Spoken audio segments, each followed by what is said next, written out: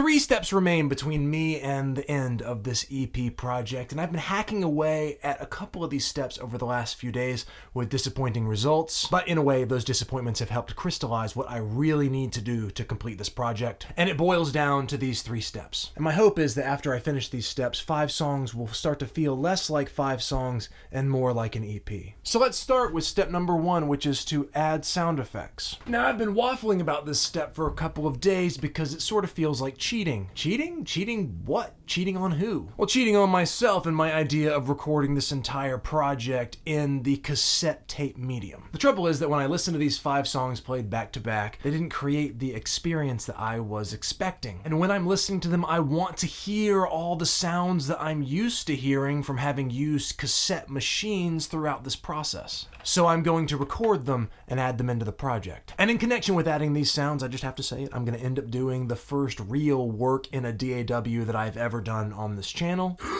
I'm doing that for 2 reasons. The first is that now my songs really have arrived in digital format, and I kind of would like to keep them there, rather than going back to the old cassette versions and trying to work something in. That process would be time consuming and difficult, and that's what leads to number 2, which is that it's going to be so easy to record just like a couple of sounds that then I can splice into these sounds in a DAW. And I'm at the stage in this project where I even need for it to be easy. So without further ado, let's record some cassette sounds. I've got a desktop mic stand holding an SM57 that's pointed at this device with the intent of capturing sounds like this.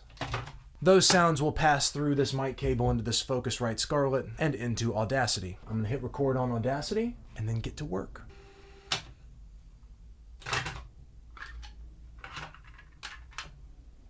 Six minutes and 7 seconds of cassette tape sounds. Okay, I've now opened up the Audacity project where I have the digital versions of all of these songs saved, so things like this.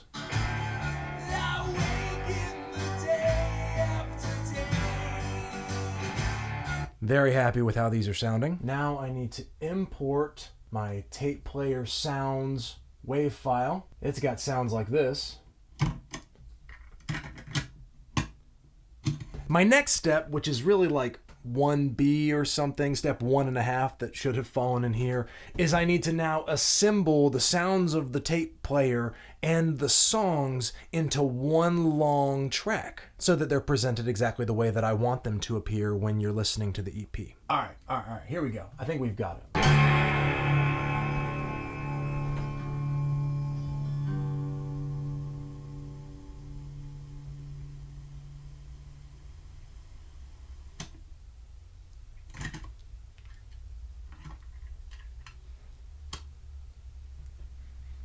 The next and final sub-step to step 1 is to add track markers so that when I export this out of Audacity, it exports as 5 separate tracks. That will come in handy later when I'm actually trying to use these as digital files. At which point, step number 1 will be complete. And we move on to step 2, which is to make it loud. At this point in the video, I decided to come inside and strapped on a little lapel mic because it would be easier to wear while I was recording. Unfortunately, I didn't know that it sounds horrible, so bear with me on the audio for a little while. I probably should have called that step mastering. That's the term that's usually used for this stage in a project, but I called it make loud for a specific reason, and that is because I do not plan to master these tracks myself. I know that runs counter to the entire DIY ethos of this channel, but in the context of mastering specifically, I simply cannot bear to do it myself. That's not to say that I haven't tried. I spent probably 2 hours yesterday trying to create homemade masters of these songs. And the process went like it always does. I always have a spike of enthusiasm as I begin the process thinking, wow, I'm doing a great job. These are sounding great. I mean, that sounds good.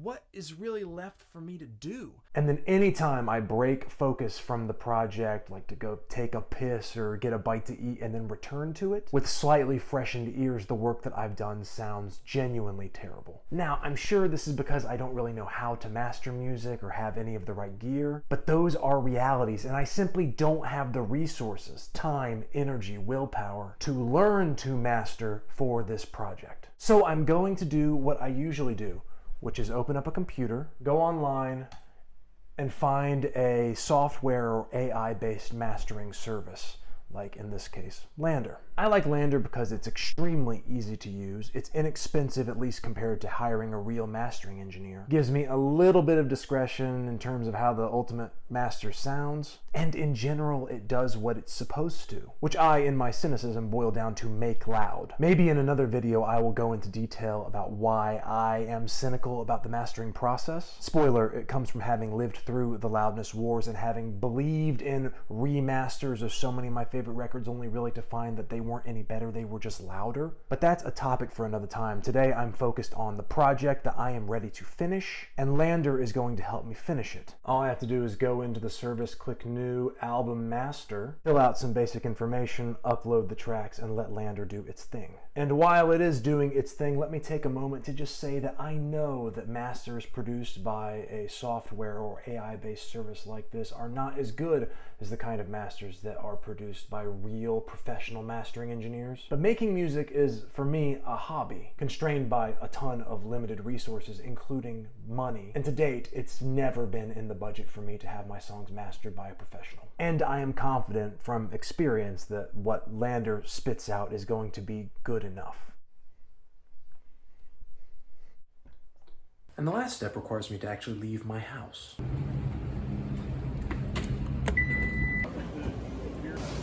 Here we go. Alright, what do we got over here?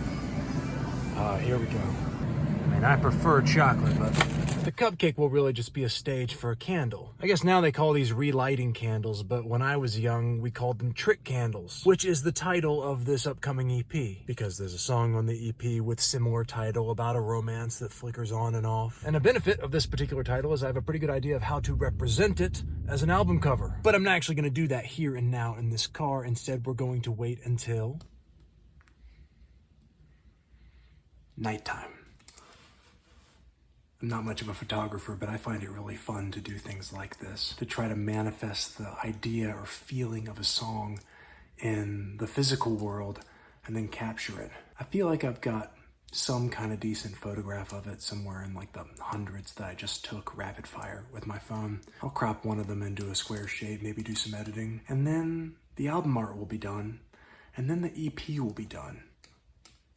Maybe burn alive before I even get to that stage. I'm gonna try to finish all that and then serve up a sample of one of the songs from the EP at the end of this video. Thanks so much for sticking around this long. If you have thoughts, questions, comments, concerns about the steps in finalizing this project, please leave them in the comments. But really, take care of yourselves. I hope you're doing well, and I will see you around.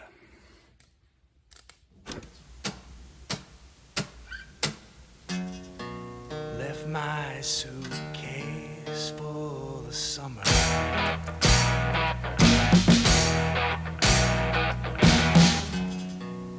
Follow the pink bricks to your door.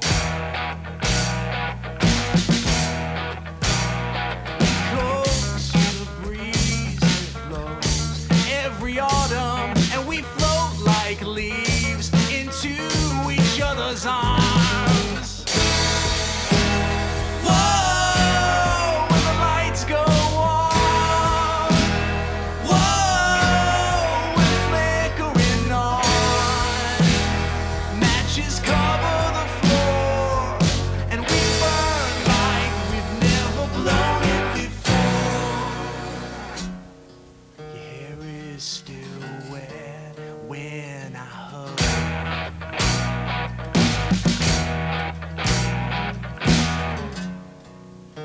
I smell the shampoo in